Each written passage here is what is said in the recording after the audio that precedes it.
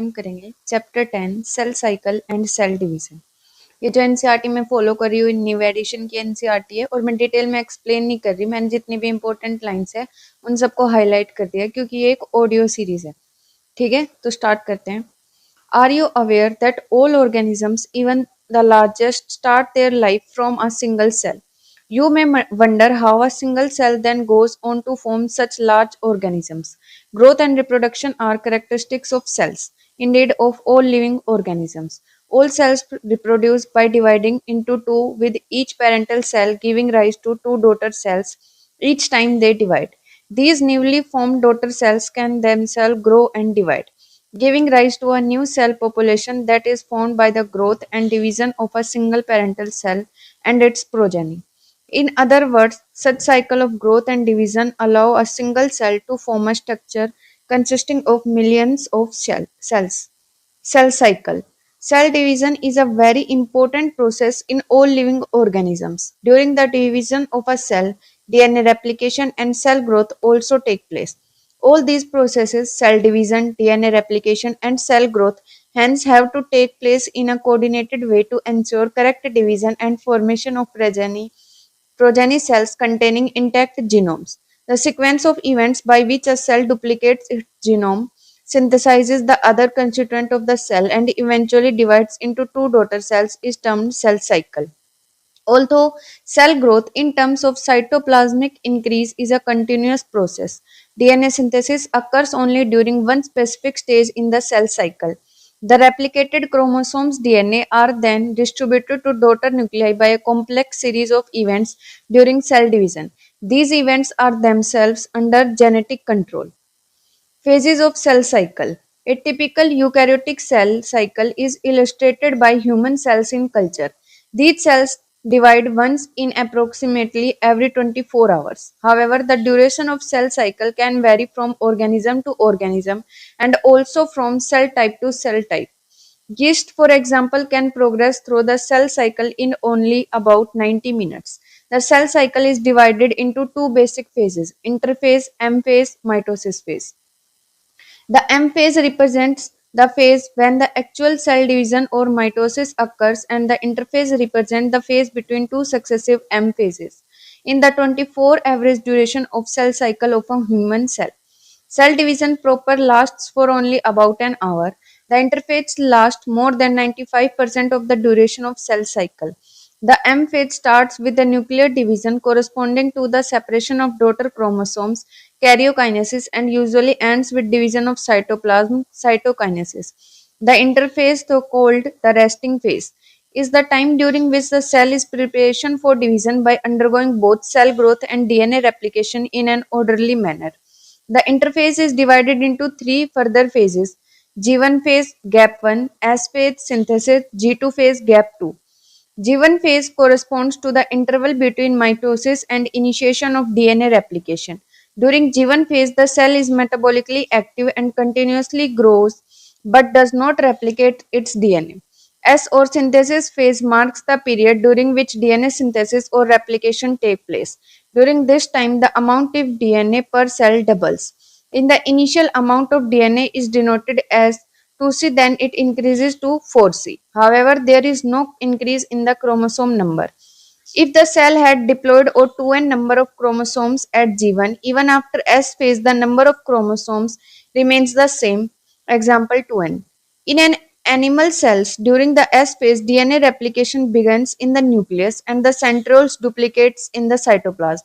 During the G2 phase, proteins are synthesized in preparation for mitosis while cell growth continues. Some cells in the adult animals do not appear to exhibit division, example heart cells, and many other cells divide only occasionally as needed to replace cells that have been lost because of injury or cell death. These cells that do not divide further exist G1 phase to enter an inactive stage called quiescent stage G0 of the cell cycle. Cell in this stage remain metabolically active but no longer proliferate unless called on to do so depending on the requirement of the organism.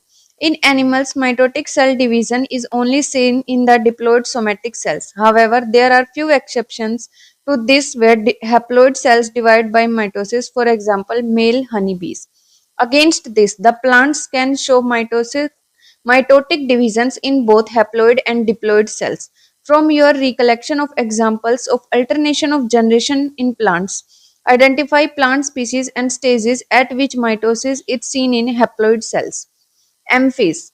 This is the most dramatic period of the cell cycle, involving a major recognition of virtually all components of the cell. Since the number of chromosomes in the parent and progeny cells is the same, it is also called as equational division. Though, for convenience, mitosis has been divided into four stages of nuclear division karyokinesis. It is very essential to understand that cell division is a progressive process and very clear-cut lines cannot be drawn between various stages.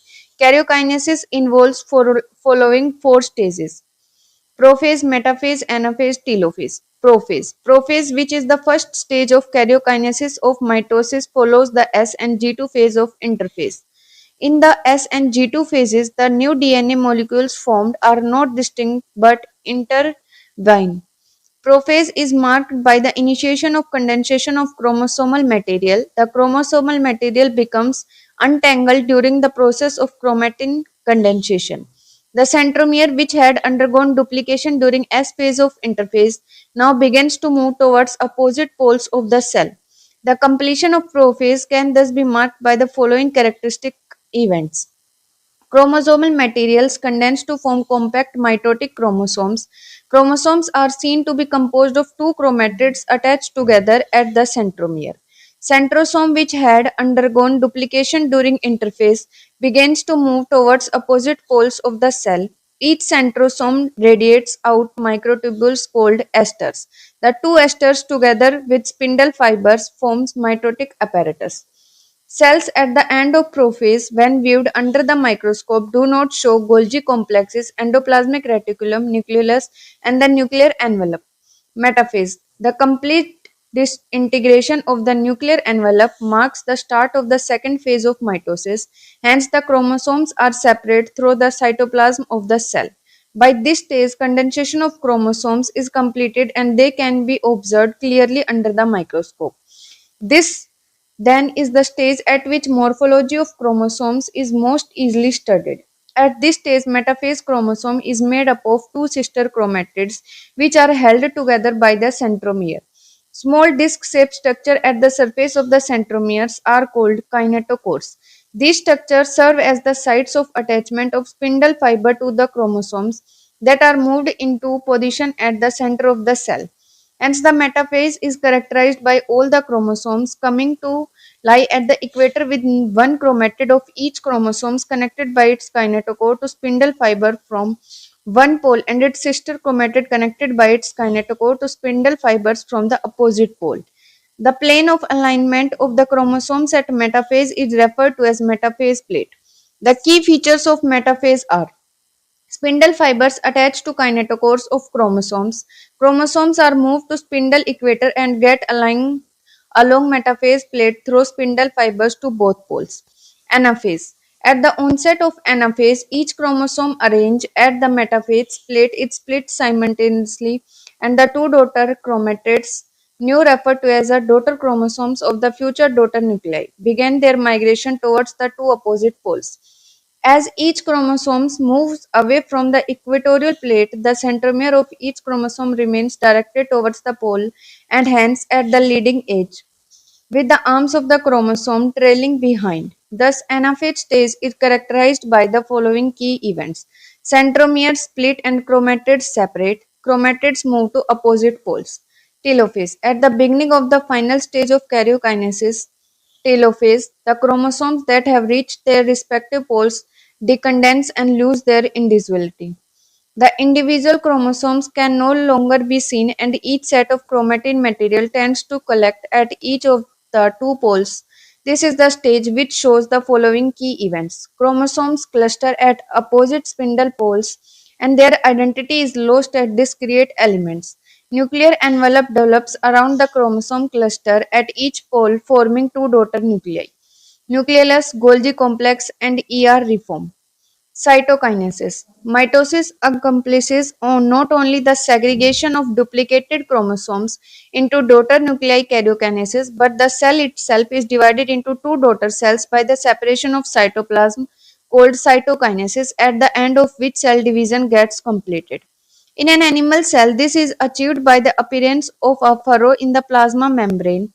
The furrow gradually deepens and ultimately joins in the center, dividing the cell cytoplasm into two. Plant cells, however, are closed by a relatively inextensible cell wall.